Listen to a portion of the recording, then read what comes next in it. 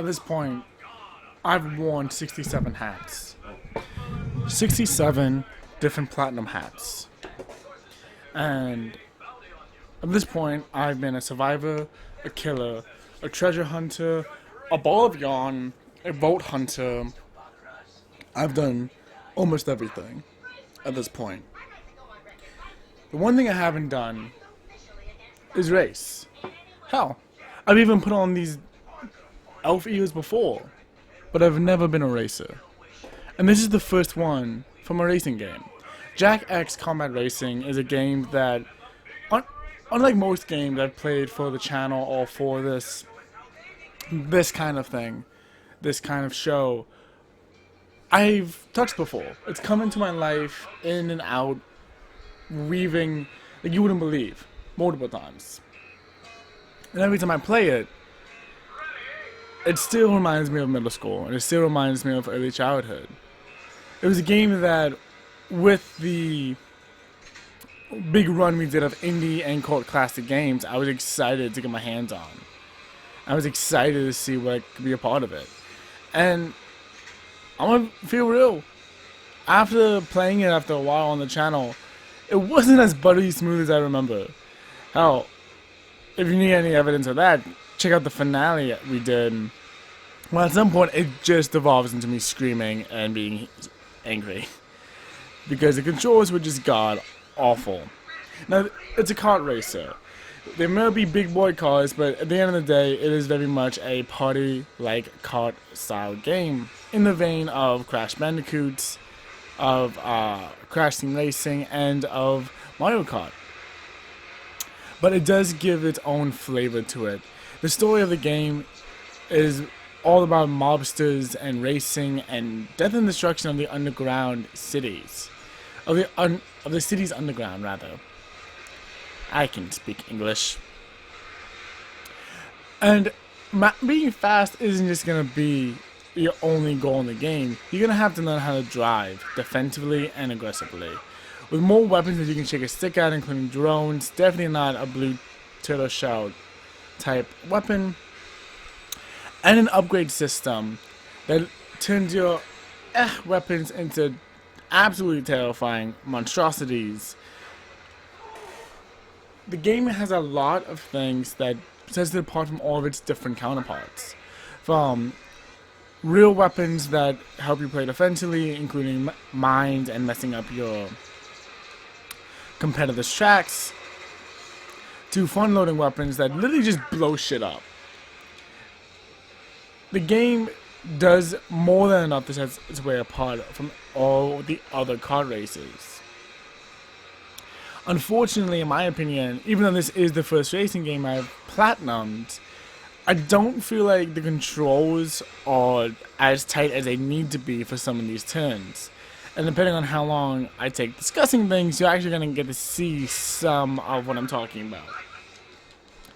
With some of the track just require almost damn near perfect control of your vehicles, and ends up to me having a lot of just driving into walls and hoping that I can use them to outskirt my competitors. The game does have a lot of falling, so fortunately for trophy hunters, it's a fairly simple trophy hunt. Among trophy hunters, it's rocking a 22%, which is not bad. It's pretty nice to be sitting at. You see a lot of Telltale games with that kind of percentage of 22%, which I do find as weird. Not because this game is hard by any stretch of the imagination, but the amount of grinding you have to do towards the end is ridiculous. The amount of grinding is absolutely ridiculous for this game. Most of the trophies, with the exception of like 2 of them, you can get doing just adventure mode and campaign mode. However, there are a number of trophies, including the hot coffee trophy, the 4 bars, head case, and all the other collectible trophies that you simply just need to grind out and pay for. Now, this game is from the PlayStation 2 era, so we're not talking about microtransactions because I would not be talking about the game if that was the case. But instead, we're talking in-game currency. The best way I found to grind this out is to just play a Grand Prix that you know you can come in first place in, and keep playing it repeatedly until you run yourself into the ground.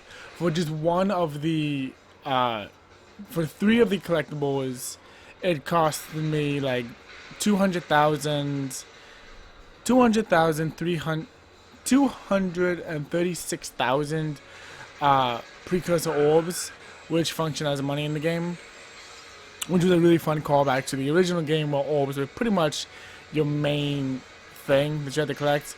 Between that and power cells, which also get represented in the game, even though like in games 2, 3, and 4, as in the Pirate Legacy or whatever it's called, precursor orbs and power cells kind of get thrown to the wayside. It was really fun seeing them represented here in a way that's like, nope, Naughty Dog still remembers its shit. Now, this game did come out after Crash Team Racing, so it wasn't like this was Naughty Dog's first time around a racetrack. They knew what they were doing, and I never played Crash Team Racing. I still haven't even played Nitro Fueled. But they did, it's easy to tell that this wasn't their first go at this kind of game. Does it make it perfect? No. But I am using PlayStation 4 standards on a PS2 game, so I am a little bit biased there. Now, I'm not gonna lie, I am a huge fan of the Jak and Daxter series. It's one of the games that got me first into gaming at all. So I'm always gonna have a good time, and seeing some of my favorite characters from Sig and Ashlyn and Kira and Jak and Daxter and Pekka just kind of do their own shit in this game was amazing. The fact that I was able to see Ashlyn and see these characters more as pain in the asses as opposed as just heroes like they were presented in the original games is a lot of fun.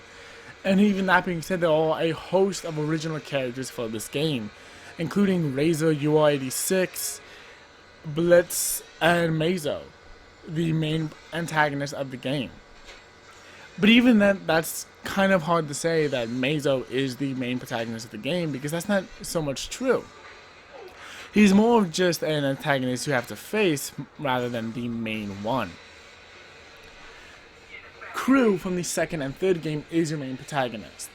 The game starts out with you meeting up with a bunch of your friends for the funeral and the celebration of life of Crew, the infamous mob boss. And while at this celebration, you end up getting poisoned. And the only way to get unpoisoned is by winning the Grand Prix and coming up on top as one of the greatest races of all time. Now, I've heard it said that in a lot of racing games, the story of why these characters who typically don't race at all are now all strapped in cars and shooting the shit out of each other have been contrived. But it doesn't quite feel so contrived here. Maybe it's because in the original games you do have these racing mechanics in, and they're all elements of racing in the original games. So it makes sense that it works. Maybe not as much as it could, but definitely not so much that it's distracting that all these characters are strapped to cars and just doing shit. So I did enjoy that. The level of cohesion within the game was fun. So I do enjoy the game, but I'm also biased, so I can't say, yeah, it's for everyone, because it's not. Controls could be better and things could just be smoothed out, but that's neither here nor there. And when it comes to the trophies, like I said previously, almost every trophy can be gotten through the adventure mode, whether through grinding it out or just playing the game, or just playing through adventure mode once, which is comforting to know. But a lot of the stuff you're going to end up doing for your end game trophy hunting is just grinding things out and hitting up the secret shop to purchase all the things you need to purchase. Some things do have prerequisites for buying, and others don't. Hero the Zero trophy, which you get for unlocking true hero mode, you need to 100% the campaign to be able to purchase in the secret shop, which I will be showing you guys in a little bit. Even though I've already showed being inside the secret shop from our opening little segment. But there are a number of trophies that you just can't get by, or rather is much harder to get if you're playing it through the adventure mode. And that's going to be Kill Be Killed. It's a trophy that you get for killing 4 enemies without getting killed. Now the absolute easiest way of doing this is going on to Exhibition, choosing a rider and character that you like, and then staying in the back for most of the time. Now, this isn't a walk in the park trophy either, even though there are ways to make it easier. So sitting in the back of the pack, you'll get a lot of your primary weapons, a lot of front-facing weapons, if you so choose. And you'll have a lot less people shooting you from behind in near instant kill moves. That already is going to do wonders for your trophy hunting. But it's also going to be really important to not lose control of your vehicle and kind of just go for it. Now, I did try to do this trophy multiple times during our story time, but the wording of the trophy did throw me off for a while. I thought I had to get 4 trophies in a row without dying. That simply isn't the case. What you need to do is get 4 trophies and not die. Get 4 kills and then not die at all throughout the entire race. It is much harder than the original wording to assume, but it's not impossible, especially once you know what you have to do. Now, there are trophies that get out of the way, which you can get for killing 150 enemies in a single event of Rush Hour. This is not easy, I'll be upfront with you. But being that you have to get 100% of the gold medals in adventure mode anyway, it's not going to take you out of the way. By the time I was in the Yellow Cup, I had picked it up anyway, because I was going for those pretty golds. Same things for the trophy for getting 100 kills in a battle race mode. You end up getting it for going through your 100% anyway, so it's not that big of a deal. The only other trophy that is going to require some work and some careful planning is your Untouchable trophy, or something like that. Something called like that. We'll look into it when we check out the Platinum in more in depth. But it's a trophy for getting 5 power cells before the enemy team in a game of capture. Now, this is pretty simple, but you need to know what you need to do. First off, it's not what I originally thought, which was going through and playing the power racing thing we have to charge up. It's not that. It instead is playing a game of capture on one of your arena maps and then doing it through there. Real quick, this is your secret shop. It's at the main menu. It's right there. It says secrets, and you can go ahead and buy all of this. Now, you don't have to buy everything to get all the trophies. You do have to buy both of the extra vehicles, all of the coffee reels. Watch this one, which is the only one you actually have to watch. Everything else you can kind of just not worry about. You have to buy all the helmets, and you have to buy all the antennas, as well as buy all the bonus wheels. The other half of the wheels you'll get for getting gold medals in events, so that they act as more of an unlockable, which is fine and dandy and something I actually really enjoy. So you're always getting stuff throughout the game. But go play a capture, which I'm actually going to show you right now as we kind of go ahead and do it. As I tell you about it, you're going to want to go ahead and play a capture. Now, this isn't that easy to do, mostly because you have to just be aware that not only you're playing capture, but you need to not kill more than 10 enemies on the enemy team. For every kill you get a point, and those points eventually add up. If you get more than 10 points, you won't be able to get 5 power cells, and then your time will be over. Now, pretty much how I ended up doing this one is I pretty much just kept starting up, relying on RNG to kind of get me through the events and say what was good, what was a good run, what was a bad run. And it did take me a while before I ended up getting it. I think I spent about half an hour working on it before just the right circumstances lined up and everything was kind of hunky-dory. So besides not killing, the only other tip I can give you is know where your green eco shells are, where your health pickups are. These are going to be insurmountable to getting your trophy. Because yes, while you can rely on your team to do most of the heavy lifting, they're not going to do all of your heavy lifting for you. There are just some things that they're just not capable of doing, and it is hard to protect them if you're doing this kind of trophy. The good news is that you can have enemies and kill your friendlies and not impact your trophy progress at all. If the enemy ends up having 6 or 7 points, that's fine, as long as they don't pick up a power cell. So you do have some wiggle room there. Everything else, you're just gonna have to grind out, and it kind of sucks. I ended up spending like 3 extra days of just my free time putting the time in to get the trophy, just because of how much it requires just to grind. I found the easiest way was doing a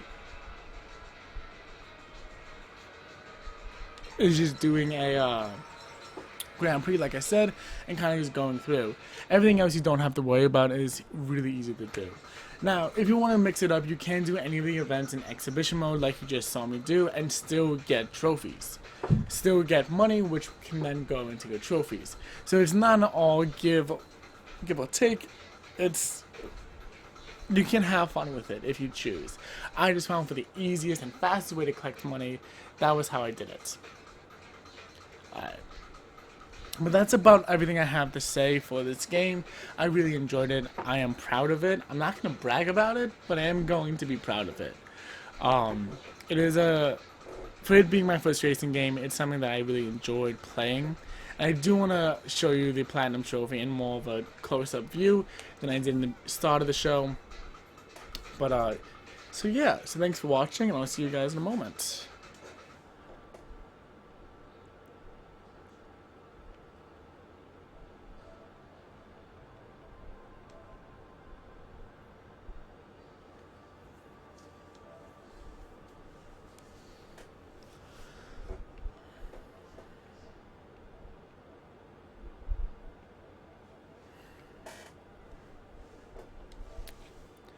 So it's not the Platinum Trophy, but this is the Kill or Be Killed trophy that I wanted to show you guys. That I was kind of got confused on the name also, that there's that. But the name of the Platinum Trophy is one I actually really enjoy. It's called King of the Road. As this is my first racing game trophy, I am really proud of it. I'm excited to see what other racing games I'm going to be doing in the future. And it is my second Jak and Daxter trophy. Now this is one that I picked to do mostly because I wanted a little bit more diversity. As this was Platinum 67, I started looking at trends and started looking at all the things that, all the trophies I was going for really hard and really digging into. And this one, I was looking for something different. I'm starting to look into the trophies and the kind of the trends that I was shying away from, and I wanted to expand my horizons. I mentioned it in previous Tales of the Hunt videos, but I do want to be a game master. I want to be able to consider myself as a master of video games, and I'm not going to do that by just playing the same types of games. So that's part of the reason. That's a good chunk of the reason why I decided to go for Jak X Combat Racing. But on top of that, I just really like the Jak and Daxter franchise, and I'm excited I was able to pop this one. So, thank you guys for watching. Thank you guys for listening to my tale. And I will see you guys in my next video. Bye-bye.